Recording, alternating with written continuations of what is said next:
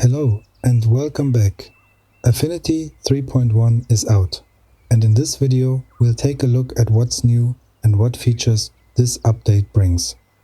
This is similar to the live tone blend group, but only partially, using a brush. To do this, I click on the tone brush tool. If you can't find it, right click and then select Customize Tool. Here you can scroll or type in the tool name directly and then just drag and drop.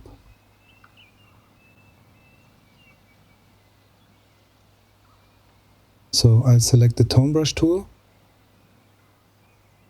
It's very important that you select blend here, overlay here and clip inside here. For me, it's already preset because I've tested the tool. Make sure your object is selected.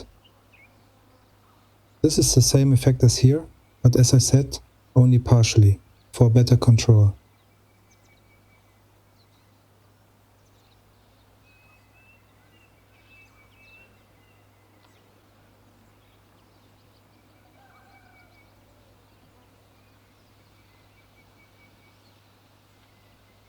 If you change the background, it doesn't adjust automatically. You have to create a new blend brush tool layer. And then the tone color adjusts as well.